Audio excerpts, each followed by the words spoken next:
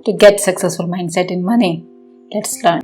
नमस्कार, आज हम सीखेंगे पैसे को मैनेज करने में माइंडसेट कैसे हेल्प करता है। सबसे पहले माइंडसेट मतलब हम किसी भी चीज को किसी तरह से लेते हैं, दैट शोज आवर माइंडसेट। तो पैसे को जब हम देख रहे हैं, पैसे की कमाई को अर्न करने के बारे में सोच रहे हैं, या पैसे को हम जब खर्च कर रहे हैं तो हम किस तरह से सोच रहे हैं, that is our money mindset for success.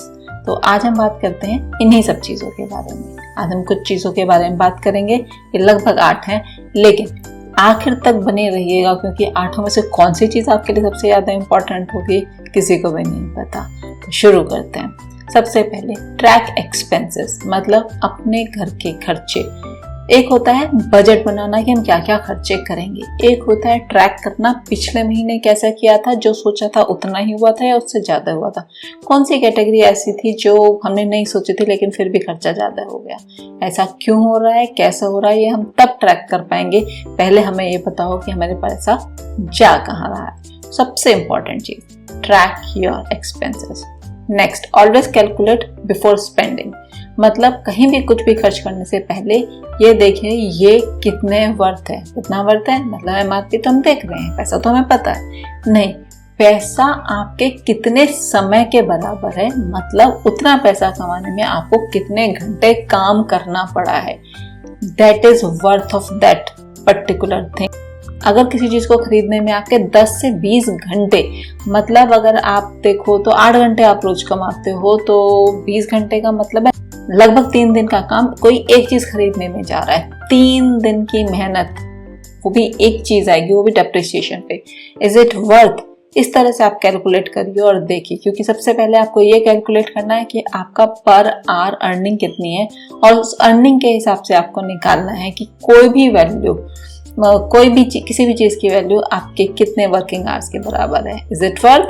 Go for it. If it is not, stop then and there.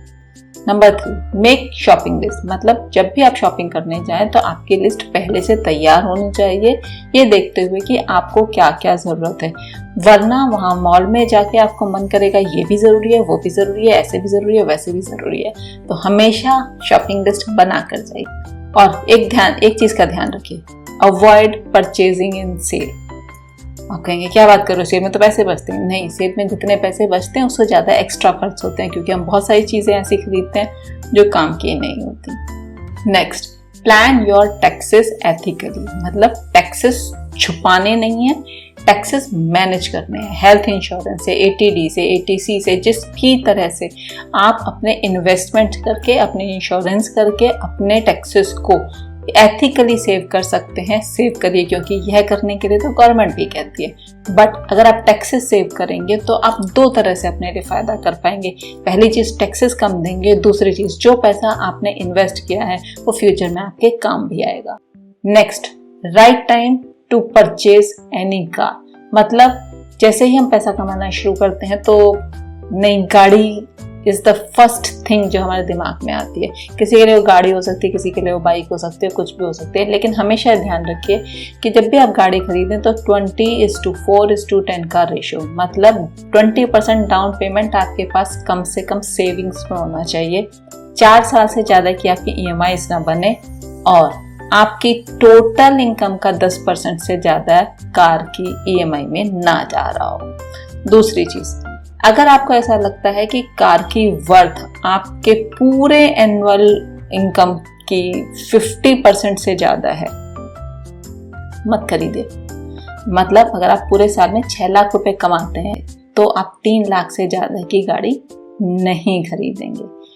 ये वो चीजें हैं जो हमें बचा सकती हैं किसी भी डेट के ट्रैप में पड़ने से, तो टेक केयर ऑफ इट।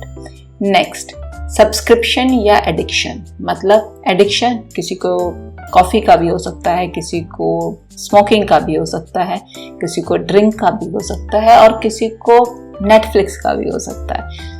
किसी भी तरह का एडिक्शन जो आपसे पैसे ले रहा है और वो आपको बदले में किसी भी तरह का टाइम का, हेल्थ का नुकसान कर रहा है, अगर आप उतने ही पैसे बचाने शुरू कर दें और उसे इन्वेस्ट करना शुरू कर दें, आपको भी नहीं पता कि आप क्या मिरेकल कर देंगे। मतलब अगर आप 100 रुपए रोज भी SIP में या कहीं भी ऐसी जगह जहाँ 10% की ग्रोथ मिलती हो वहाँ आप डालना शुरू करें तो साल भर में आप लगभग 40,000 रुपये डाल पाएंगे। और अगर उसे आप 10% की ग्रोथ पे देखें 41st ईयर में आपको 2 करोड़ से ज़्यादा रुपए मिलेंगे, जबकि आपने डेली 100 रुपये वो वाले बचाए हैं जो आप कहीं ऐसे ही खर्च कर देने वाले थे जो आपको पता भी नहीं चलता कहाँ गए। So always look at your addiction and your subscriptions. क्या ये ज़रूरी है तभी आप ले रहे हैं या आप जस्ट लेने के लिए ले रहे हैं? Next, rule of debt. मतलब सच में तो डेट मिनिमम होना चाहिए, पर डेट भी 2 तरह के होते हैं, गुड डेट और बैड डेट। मतलब जिस भी चीज को खरीद के उसका वर्थ कम हो रहा है, डेप्रिशिएट हो रहा है, दैट आर बैड डेट। और जिस भी चीज का आप वर्थ इंक्रीज कर रहे हैं, अप्रिशिएट हो रहा है, जैसे होम लोन है तो प्रॉपर्टी का जो वैल्यू होती है वो हमेशा बढ़ती है, तो इस तरह की चीजें आर गुड डेट, क्योंकि वो आपको कमा के दे रही हैं इधर इन दिस वे और दैट वे। मतलब या तो वो आपको रेंट दे रही हैं या उसकी वर्थ बढ़ रही है तो आपके नेट वर्थ में वो इंक्रीज कर रही हैं, तो these are the good debt. But best होता है कि आप मिनिमम डेट लें, that is the best to live. Last but not least, stop showing off. मतलब दुनिया को दिखाने के लिए खर्च मत करिए, खर्च करिए अपने लिए, अपने आराम के लिए, अपने एंजॉयमेंट के लिए, बट कभी भी किसी को दिखाने के फेर में मत पड़िए, क्योंकि ये वो फेर है कि मतलब it is a big trap जो कभी भी खत्म नहीं होगा। सो आप इन सारी चीज़ों का ध्यान रखिए, और इन सारी चीज़ों को ध्यान रखने के लिए आपको एक प्रॉपर माइंडसेट चाहिएगा। क्यों?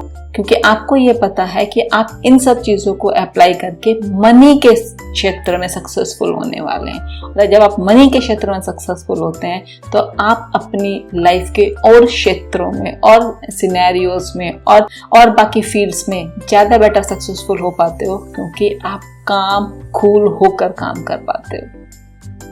तो इसलिए इन सारी चीज़ों को अप्लाई करिएगा। कमेंट में मुझे ज़रूर बताइएगा इन सारी बातों में आपको कौन सी चीज़ सबसे ज़्यादा बेहतर लगी और कौन सी चीज़ आप ज़रूर से अप्लाई करेंगे। इस चैनल को सब्सक्राइब कर लीजिएगा, इस वीडियो को शेयर और लाइक करना मत भूलिएगा, क्योंकि ये आपको बहुत हेल्प करने वाली है। अगली वीडियो में जल्दी ही मिलेंगे, तब तक के लिए नमस्कार।